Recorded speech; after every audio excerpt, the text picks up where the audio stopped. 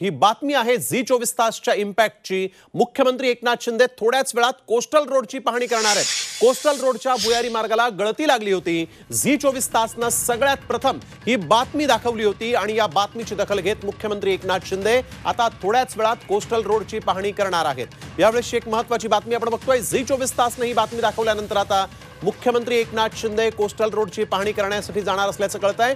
Zee 24 तासनं कालच ही बातमी लावून धरली होती।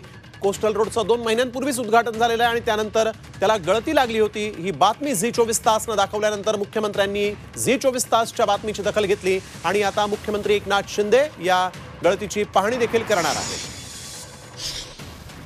तर काल गळती लागली होती। झी 24 तासनं ताबडतोब ही बातमी दाखवली आणि त्यानंतर आज दुरुस्तीही करण्यात आली। मुख्यमंत्री एकनाथ शिंदे यांनी झी 24 तासच्या बातमीची दखल घेतलेली आहे आणि ते आता या मार्गाची पाहणी करणार आहेत। गोविंद तुपे आमचे प्रतिनिधी यावेळेस आपल्याबरोबर फोन लाईनवरून जोडले गेलेले आहेत। गोविंद, आपण बघतोय ही बातमी जी आहे ती झी 24 तासनं दाखवली, त्याचाच इम्पॅक्ट पाहायला मिळतोय। किती वाजेपर्यंत मुख्यमंत्री इथे येतील? साधारणपणे मुख्यमंत्र्यांची आता सह्याद्री त्या ठिकाणी सह्याद्रीवर बैठक सुरू आहे। राज्यातील मान्सून आढावा घेत आहेत आणि ही बैठक संपल्यानंतर मुख्यमंत्री जे आहेत ती कोस्टल रोडची पाहणी करण्यासाठी निघणार आहे। साधारणतः अर्ध्या ते 1 तासामध्ये मुख्यमंत्री कोस्टल रोडची पाहणी करण्यासाठी येतील।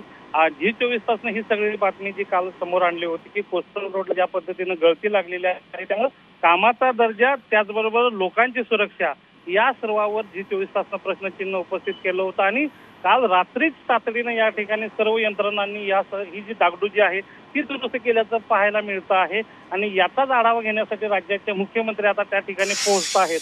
परंतु एक गोष्ट सगळ्यात महत्त्वाची जी आहे की हा कोस्टल रोड ज्या वेळेला मार्च 2024ला सुरू केला त्यावेळेला त्याची मान्सूनपूर्व चाचणी जी घेणं अपेक्षित होतं ती चाचणी घेण्यात आली नसल्याची माहिती पुढे येते आहे। त्याचबरोबर कंप्लायन्स सर्टिफिकेट जे घ्यायला अपेक्षित होतं ती कंप्लायन्स सर्टिफिकेट ही या प्रकल्पाला मिळालेले नाहीत।